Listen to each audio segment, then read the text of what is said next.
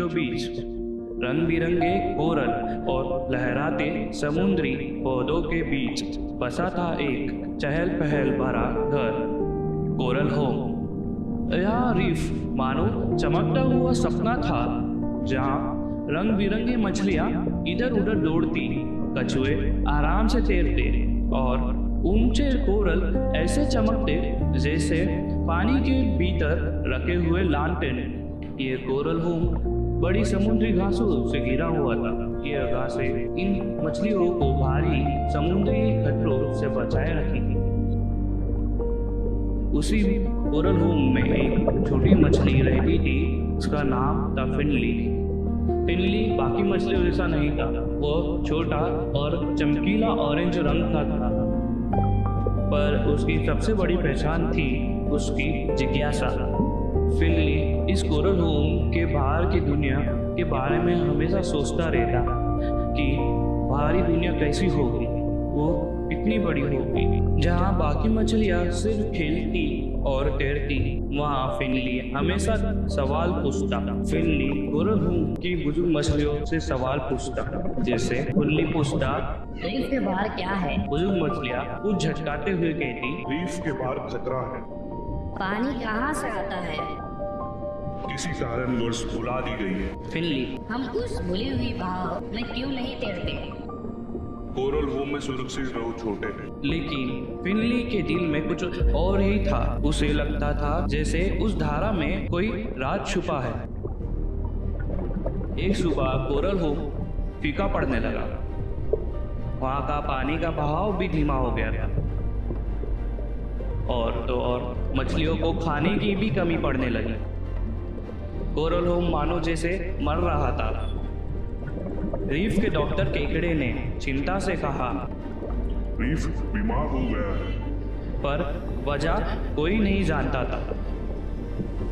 फिनली जानता था, उसको अपने बचपन के पुराने किस्से याद आए, उस महान धारा के जो कभी कोरल होम को जीवन देती थी। भूला हुआ बहाव, द फॉरगॉटन करंट। फिनली जिद्दी स्वर में कहा, मैं उस धारा को रोकूंगा। अगर वो रुक गई है तो उसे खोलूंगा, और अगर हो गई है तो ढूंढ लाऊंगा। और बस इतना बोलते ही फिनली अपने सफर पर निकल पड़ा। थोड़ी दूर जाते ही फिनली को आवाज आया, क्या तुम अकेले जा रहे हो? ये था ब्लू, एक डरपोक फूकने वाला मछली, ब्लोफिश। फिनली मुस्कुराया और बोला, बिल्कुल नहीं, मुझे तो साथी की जरूरत थी। कुछ देर बाद जुड़ी टीका, एक तेज तरार उड़ने वाली मछली जो समुद्री कथाओं से भरी रहती थी। और फिर आया ग्रिम्बल, एक चिड़चिड़ा बुढ़ाऊ केकड़ा जो हमेशा बड़बड़ाता रहता था कि मैंने वो दिन देखे हैं जब धारा गाती थी। चारों मिलकर अपनी अज्ञात यात्रा पर निकल पड़े।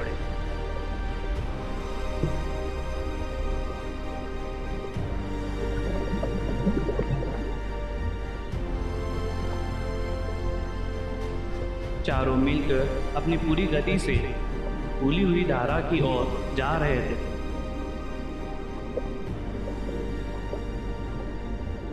भूली हुई धारा की ओर जाते हुए उनके सफर की पहली बाधा आई, जो थी स्पाइन कोरल बुलबुलैया।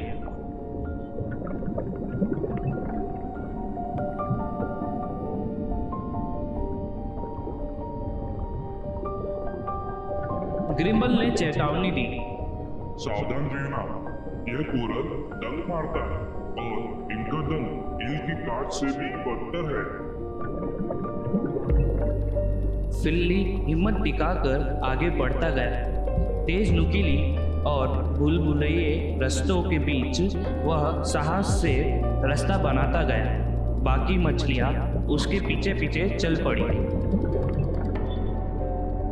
कभी दाएं तो कभी बाएं मुड़कर, तो कभी कांटों से बच बचाकर वह आगे बढ़े जा रहे हैं।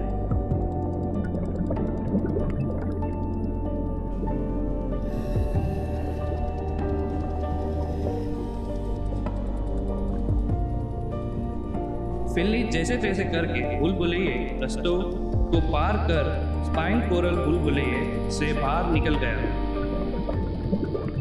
ग्रिम्बल को कोरल होम से बाहर आए हुए बहुत वर्ष हो गया था। ग्रिम्बल को आगे का रास्ता धुंधला नजर आ रहा था।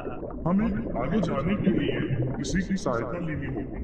वहां से एक स्टिंगरे गुजरता नजर आया। उन्होंने उस स्टिंगरे से मदद मांगी। स्टिंगरे मदद करने के लिए हामी भरा और उन्हें अपनी पीठ पर बिठाकर उनकी अगली मंजिल की ओर ले चला।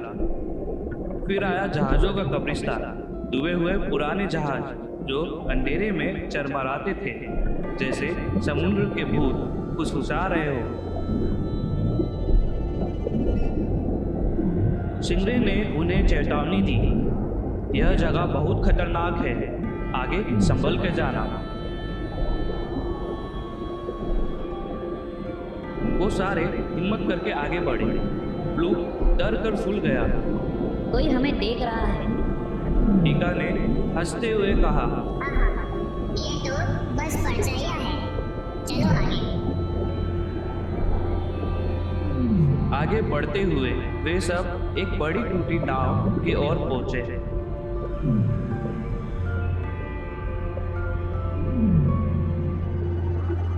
वे सब उस बड़ी टूटी हुई नाव को पार कर रहे थे। तभी ही उस नाव में सोई हुई बड़ी खतरनाक दांतों वाली मछली जाग गई। वो खतरनाक मछली गुस्से में कही, कौन जगाया मुझे? उस खतरनाक मछली को देखकर ब्लू और बाकी सब के तो होश उड़ गए। वो पूरी रफ्तार में भागे वहां से। बिल्ली और उसके साथी जहाजों के कब्रिस्तान से अपनी जान बचाते हुए आखिरकार अंत में पहुंच ही गए, गाते हुए खाई की ओर। वही जगह जहां कभी भूला हुआ बहाव गाता हुआ बहता था, बहती धारा की जगह उन्हें मिला एक विशाल दीवार, उलझे हुए जाल, प्लास्टिक, जंग लगे हुए एंकर और इंसानों का कचरा। बिल्ली ने कहा, धारा यहाँ कैद हो गई है, इसी कारण हमारा कोरल होम मर रहा है। बिना रुके आगे बढ़ा। लूप ने अपना गोल शरीर फुलाकर जाल ढीला किया। ग्रिम्बल ने अपने मजबूत पंजों से रस्सियां काट दी। टीका बिजली की तरह इधर उधर दौड़कर रस्सियों के गांठे खोलने लगा और फिनली वह सीधा उस गंदगी के बीच गहराई तक चला गया। वहां एक जंग लगा प्रोपेलर धारा को रोके खड़ा था, जैसे बॉटल में फंसा हुआ ढक्कन। फिनली ने उस प्रोपेलर को धकेला, कुछ नहीं हुआ। उसने घुमाया, फिर भी अटका रहा। तभी उसे बुजुर्ग मछलियों के शब्द याद आए, तुम बहुत छोटे हो, तुम कुछ बदल नहीं सकते। फिनली ने गहरी सांस ली और सोचा, हाँ मैं छोटा हूँ, लेकिन शायद इतनी जगह मैं सिर्फ मैं ही फिट हो सकता हूँ। फिनली ने पूरी ताकत से अपनी पूंछ झटकी और जोर से धक्का दिया। प्रोपेलर ढीला पड़ा और तभी खुला हुआ बहाव गरजते हुए आजाद हुआ। धारा पूरी गति से दौड़ पड़ी और चारों साथियों को बहाकर सीधा कोरल होम तक ले गई। पानी फिर से तेज और साफ हो गया। कोरल ने अपनी चमकान वापस पा ली। मछलियाँ लौट आई। यहाँ तक कि बुजुर्ग भी हैरान होकर बोले, धारा सचमुच जिंदा है और हमारी आशा भी। बिल्ली का स्वागत तालियों और खुशी से हुआ। रीफ ने अब एक नई कहानी पाई, उस छोटे से मछली की जिसने डर की जगह सवालों का पीछा किया, भूली हुई धुन सुनी और पूरे संसार को बचा लिया। कहानी के से जिज्ञासा साहस बढ़ाती, साथ मिलकर कोई भी काम संभव है और सबसे छोटी मछली भी समुद्र की दिशा बदल सकती है।